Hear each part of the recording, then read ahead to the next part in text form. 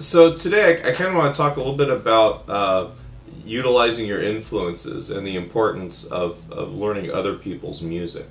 For my students, when I'm teaching them any style of music, but especially when I'm teaching them how to improvise or to play lead guitar, one of the things that I do, besides teaching them all the theoretical parts of the lesson, you know, if we're learning a blues scale or chord tones or 12-bar blues or whatever, is I get them to either transcribe with their own ears or use written transcriptions that I have available for them to memorize a whole bunch of either solos or songs in their entirety from, you know, artists that I think are good examples of that style. And what that's doing for them is it's not only just, you know, getting them to play a little bit, but it's giving them some vocabulary that they can, you know, ultimately add to their own vocabulary when they're actually trying to improvise or solo or whatever.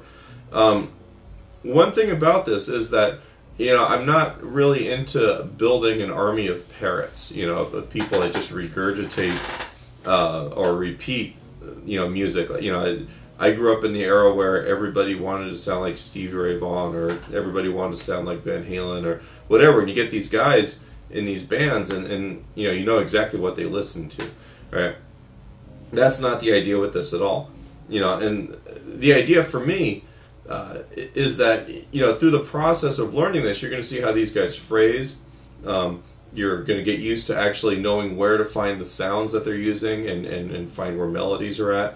But then also going through the process, a lot of times what happens is that you're going to, maybe you make a mistake, you know, playing their lick, or maybe you play it and you come up with an idea that you like better. You know, that you end up kind of messing around with these things.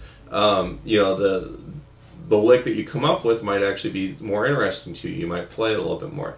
But the other thing is that it's almost like you're making soup at a certain point. You know, if we take the ingredients for like chicken soup, is usually my favorite analogy here. You know, if you eat a carrot, or if you eat a piece of garlic or some chicken or whatever by itself, or in its plain or raw state, it's just going to taste like that one ingredient. You take all of those ingredients, you know, you water, salt, pepper, garlic, chicken, carrots, celery, whatever you put in your soup, and you let them simmer for a period of time, a couple hours. Yeah, that stuff all kind of breaks down, and all of those separate components become this other thing, this chicken soup, right? And chicken soup has a very distinctive flavor all of its own. And if you change those ingredients, you're going to get a different soup out of it. You know, you're going to get a different flavor. Now, what this means for you as a guitar player is that your ultimate sound, you know, or your current sound, if you're always evolving, is going to be a product of all of this stuff that you've taken in. You know, in my case as a player, a lot of the stuff you see me play on YouTube is blues, because I play a lot of blues gigs. But the reality is that I'm a kid who grew up in Orange County, California, who in the 80s, I loved Van Halen and Dokken and all kinds of cheesy metal. Before that, I had an older sister who listened to the music of the 70s, you know, when I was really young. I got a lot of Queen and Eagles and, you know, music like that, you know, in my ears. My stepmother played trumpet semi-professionally. I got to hear a lot of Harry James and Glenn Miller music. I went to college. I had to learn how to play jazz. I played a lot of gigs. You know, this whole thing, all the music that your ears take in, eventually comes out the other end in one way or another.